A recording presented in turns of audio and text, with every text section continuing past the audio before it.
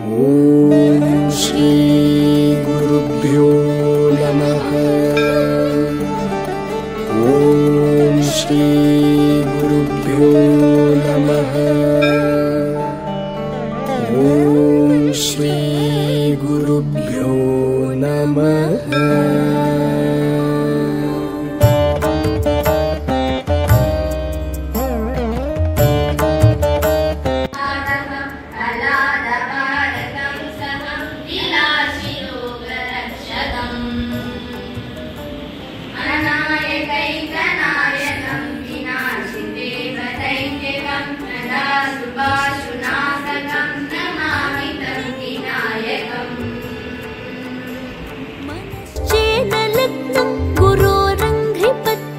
ततः किं ततः किं ततः किं ततः किम्।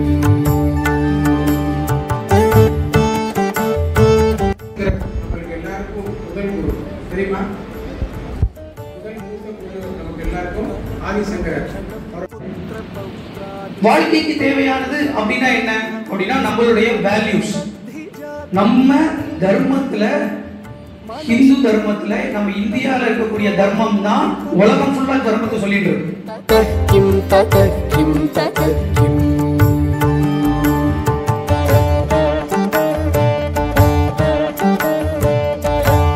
அம்மா, அத்வைத வேதாந்தம் என்றால் என்ன? அது எப்படி மற்ற மத தத்துவங்களில் இருந்து வேறுபடுகிறது?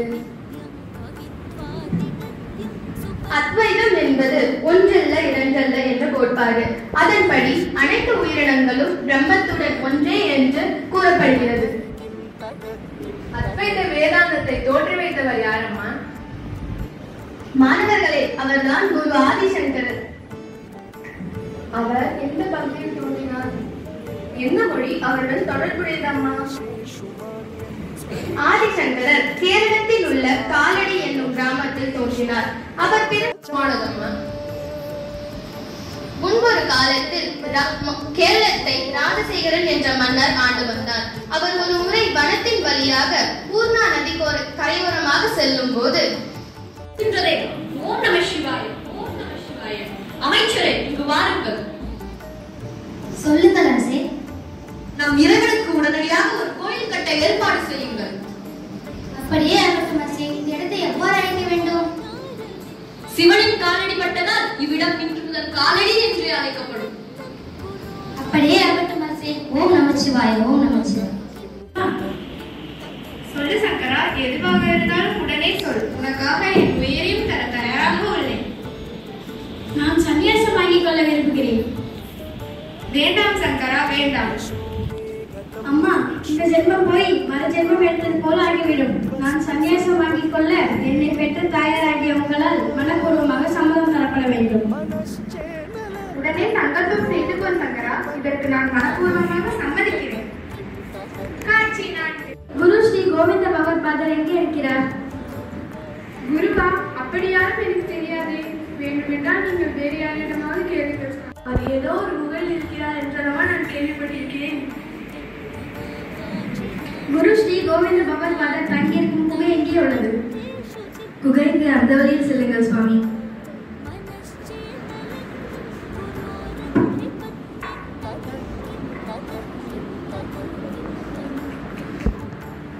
தாங்கள் யார்? எங்கிருந்து வந்துள்ளீர்கள்? நான் துறவி ஆதிசங்கரர். நான் காலடியிலிருந்து வந்திருக்கிறேன். நான் கோவிந்த பகவத்பாதரை காண வந்துள்ளேன். காலடியில் இருந்தா? ஆமாம். குருவை காண பூர்ணா நதிக்கரையில் இருந்து நர்மதை நதிக்கரை வரை சுமார் 1800 கிலோமீட்டர் நடந்தே வந்தீர்களா? என்ன ஒரு குரு பக்தி! சரி, என் பின்னே வாருங்கள், நான் அழைத்து செல்கிறேன். குரு ஸ்ரீ கோவிந்த் பகவத் பாதர் அவர்களுக்கு வணக்கம். சுவாமி, இன்று ஒரு அரசியல் நிகழ்ந்தது. என்னவென்று சொல். சங்கரன் என்ற இளம் துறவி நர்மதை ஆற்றின் வெள்ளப்பெருக்கை தன் வந்திய சக்தியால் அடக்கி தன் தவ வலிமையால் கமண்டலத்திற்குள் அடக்கிவிட்டார். சுவாமி, இந்த அதிசயத்தை என் இரு கண்களாலேயே நான் கண்டேன். அந்த இளம் துறவியை தங்களிடம் அழைத்து வந்துள்ளேன் சுவாமி. அப்படியா? உடனே அழைத்து வா. துறவியை உள்ளே வாருங்கள். சங்கரன் உள்ளே நுழைந்து வணக்கம் கூறி ஸ்ரீ கோவிந்த பகவத் பாதரையே நமஸ்கரித்தார். வா சங்கரா, வா. உன்னைத்தான் எதிர்பார்த்து காத்திருந்தேன். உன்னை சிஷ்யனாக ஏற்றுக்கொள்ளும்படி நேற்றே என் கனவில் உத்தரவு வந்துவிட்டது. அது என் பாக்கியம் குருவே. நான் என்ன செய்ய வேண்டும் என்று உத்தரவு கொடுங்கள்.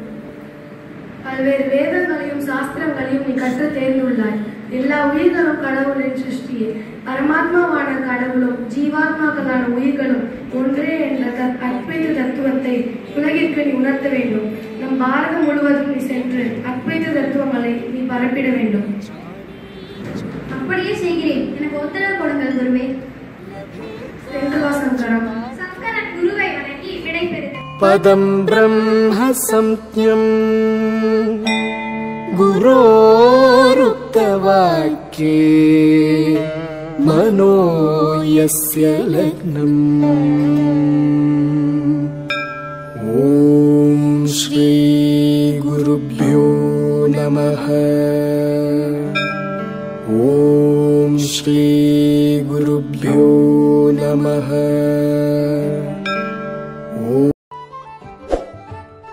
Please like and subscribe to our channel for exclusive content. For more new updates, please press the bell icon.